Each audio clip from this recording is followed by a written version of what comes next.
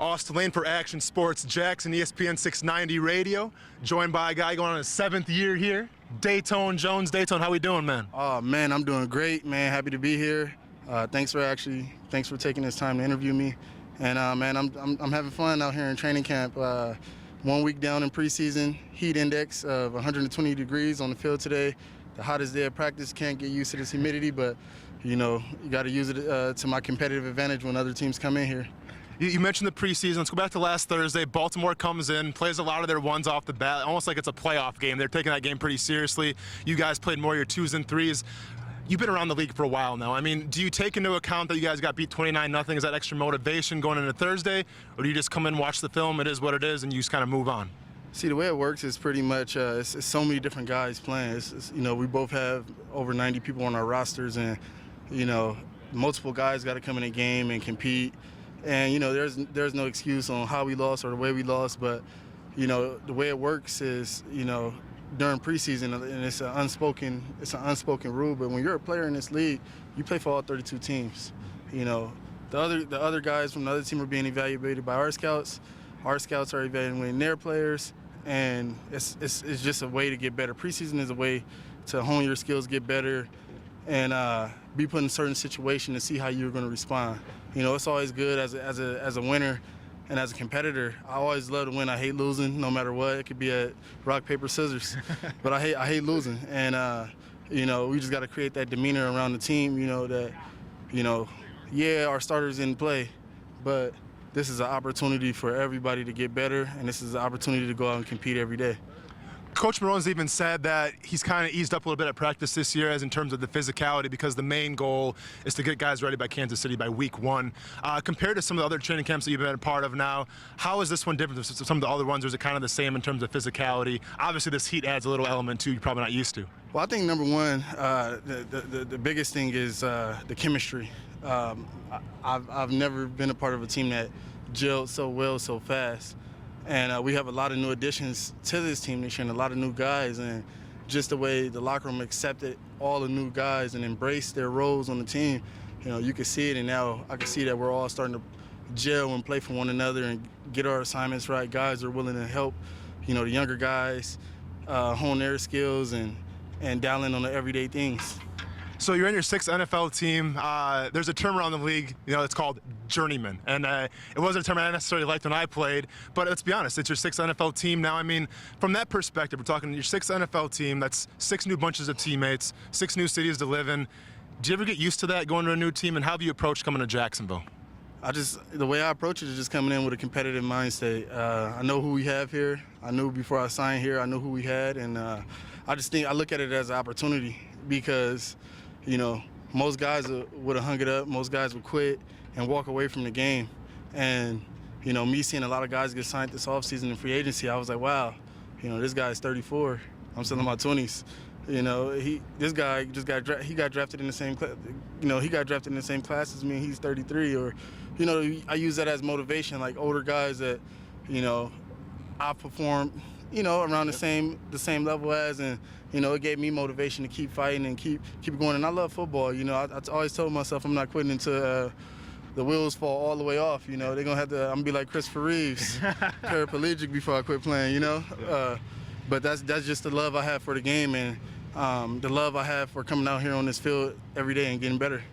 So in terms of Dom Capers, you guys have a little history. You know, he was with you in Green Bay and everything. How much influence did Coach Capers have in you coming here, number one? And number two, you're kind of a tweener. You played all the spots on the defensive line. You played linebacker. Where do you fit in a Dom Capers? Well, it's Todd Wash's system, but, you know, it's Dom Capers-esque, let's just say. Mm-hmm. Where do you see yourself fitting in this defense? Oh, well, man, shoot, you know, Swiss Army knife. Yeah. You know, wherever you can line up and be productive at, you know, I can fit in any position on our front seven, and I'm comfortable at every position. So for me, it's just, you know, learning from our great vets, our true starters, which is Calais Campbell, and learning from him. And when he comes off the field, or if Abe comes off the field, if Marcel comes off the field, if Jan come off the field, I know every position to be able to go line up and be a solid player where there won't be a drop off. A few more questions for you. You're a big MMA guy. You've trained with Jay Glazer out in California a little bit.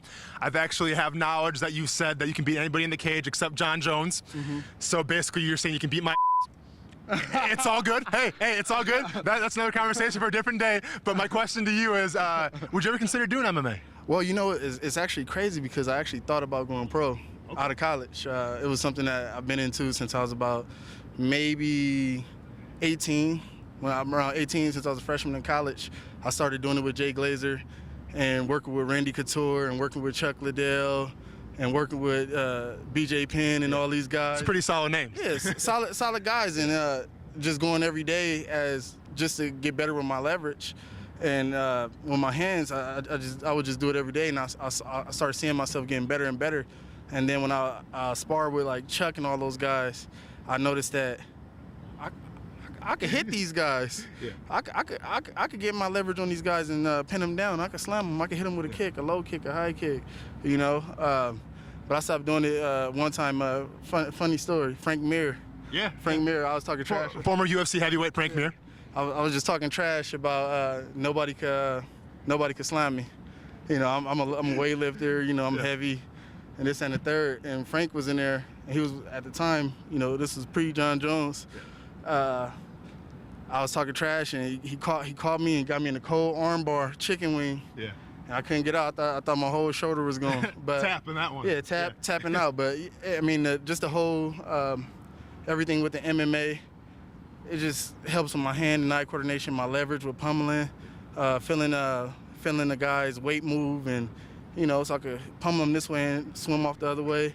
And the reason why I say I can't beat Jon Jones is because he's a counter fighter. He has no plan. Jon Jones he comes in the cage with no plan. Yeah.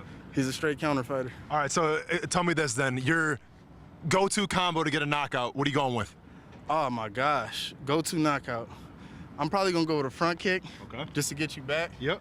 Side kick, and then when you come in, I'll lean in forward. And when you come back, boom, hit you right there, and then catch you right there, and then hit you right there. Okay. I mean, easy now. Easy now. You gotta hit the jawline. Yeah. To stumble him, to knock that baseline off. Yeah. And then you gotta knock the air out of him. Boom, and then catch him again. So now they can't recover and get back. All right, you know your stuff. All right, I got one more MMA question for you then, real quick. So say it goes to the ground. Say we're going with jiu-jitsu. What's your go-to jiu-jitsu submission? Oh my gosh. Or are we just gonna stay on our feet the whole time? Standing up. We're standing up. I'm Conor McGregor right now. I'm Conor McGregor. I'm a stand-up guy. You get me to the ground. We're not going to the ground. Diaz. You're gonna Nate Diaz me. All right. So speaking of fighting and everything, say you're in a dark alley, walking home by yourself. You can have one teammate with you to kind of have your back. Who you taking? Sheesh. Oh my gosh. I'm taking Yannick. Yannick? Yannick Ngakoue. Okay. Oh my gosh, that boy is a firecracker. He's not scared of nothing. I'm talking about it could be a giant out here. Yeah. And he'll take the giant down. He'll think that he could take the giant down by himself, and that's the type of guy I need. When I'm stuck in the foxhole, I need a guy that's gonna shoot for me. You know, I need a guy that's gonna ride for me, and you know that's a guy I know that'll ride. All right. Last question for you here. So, you know, this is your 7th year in the NFL, but you're still kind of the new guy on the team. I was going to reserve this thing for Josh Allen, but Josh Allen has really interrupted 3 of my interviews now that I've done. So I'm going to reserve this for you. So seeing how you've been on a lot of teams, first impressions are a big deal here. I want to get your one-word first impressions on some things I'm about to say to you, okay? All right. First impression on Josh Allen. Tall. Tom Coughlin. Great. Jalen Ramsey's Brinks truck appearance. Swag. The heat here. Hot. Jacksonville in general. Lit. Stipe or DC? Stipe. All right. That's all I got for you, man.